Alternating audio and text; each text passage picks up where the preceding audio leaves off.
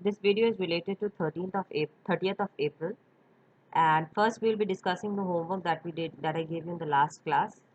So this was the question that I've given you, and I asked you to do the it was a subtraction question, and I asked you to check the answer. So as you can see how you will do, I explained in the previous class also that subtraction is just normal. You are just going to do 12 minus 7, okay, and 9 minus 0, 4 minus 1. As usual, wherever you have to take borrow, you will take borrow, okay. But what about the check? Check is nothing but addition. And how will you check? You will take the lower number here up and this number up, and then you will add both of them. The final answer should be the bigger number of subtraction. This is your subtraction check, right?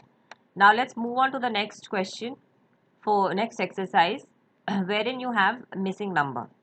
Before I start this, I want to tell you in the textbook here, let's just have a look. Okay, in the textbook in exercise 4.4, it says here clearly,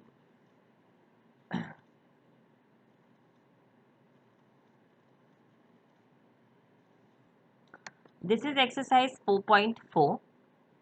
Okay, now here it says find the missing addend and find the missing subtrahend. Let me tell you very clearly that instead of this addend and subtrahend in the exam also, we are going to write find the missing number. Okay, if in case this question will come, it will not come saying that find the missing addend, find the missing subtrahend. Okay, it will be find the missing number. Now let's see how to do these type of questions, right? So let's see here. If you can see, suppose I give you an example question. So if you have a simple question like 4 minus dash is equal to 1, okay, and how will you find this answer? In order to find this answer, you have to, so in order to calculate this blank, what we are supposed to do here is we are supposed to do subtraction. So just learn like this, just understand it like this. Then whenever there is subtraction and the smaller number is missing, okay, you are going to do subtraction in order to find the answer. Okay. So what did we learn? When there is subtraction and the smaller number is missing, we are going to do subtraction in order to find the smaller missing number. Whenever, all right, so all of you please repeat after me that whenever the smaller number is missing in subtraction, we will subtract the given numbers to find the answer. Okay, when smaller number is missing in subtraction, we will subtract the given numbers to find the answer. Now let's see how we have put this into use.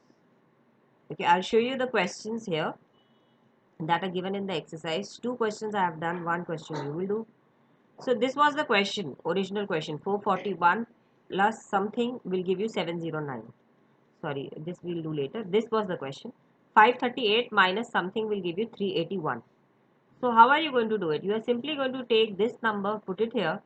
You are going to take this number, put it here. Subtract these two numbers to get the answer. Alright. And in the second question also I have done the same thing. Let me show you here. 782 minus something will give you 414. So what you are going to do, you are going to take this number, you are going to take this number, subtract them and get the answer. So as I told you, what have you learned here? Whenever smaller number is missing in subtraction, we will subtract the given numbers to find the answer. Okay? Whenever smaller number is missing in subtraction, we will subtract the given numbers to find the answer. Repeat this again and again so that you memorize it, learn it and understand it as well. Now, let's say that you have two numbers and they are actually in addition. Okay, like say for example 5 plus dash is equal to 8.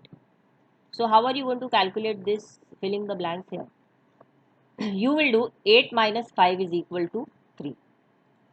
So what is the rule here? When any number is missing in addition, we will subtract the given numbers to find the answer. So the good thing here is whether it is addition or whether it is subtraction. If any number is missing, you are going to do subtraction in order to find out the answer. In case of the first scenario, when the smaller number is missing and only the smaller number missing questions will come in the exam. That is, if they will come in the exam, we will be giving the smaller number missing. Okay. So if the smaller number is missing in subtraction, we will subtract the given numbers to find the answer. And in addition, if any number is missing, we will subtract the given numbers to find the answer. Let's see some questions of missing numbers in addition. See here, these are the two numbers which are added. Okay, like 441 plus something will give you 709. So what is this something? This something is basically 709 minus 441. Alright. Similarly here, 732 and 990. So 990 will be written on the top and 732 is written on the bottom. See, in both the cases you are doing subtraction. Okay, both cases you are doing subtraction. If there is some missing number in addition, you will simply take the answer, write it on the top, take this number here and subtract it. Obviously in subtraction the bigger number will come on the top, right? So this will come here, this will come here and you will subtract it. Similarly 990 will come here, 732 will come here and you will subtract it. Okay, here today I have done for you exercise 4.4 part 1 and part 2. I have done question number B and D. And what am I giving as homework? Part 1 question number C and part 2 question number C, which is this. I'll tell you, this question I have given as homework for you, and here this question also I have given as homework for you. Is it clear, children? Okay, so what are the two rules? Let's look at it again. The two rules that we have learned today, that whenever any number is missing in addition, we will subtract the given numbers to find the answer.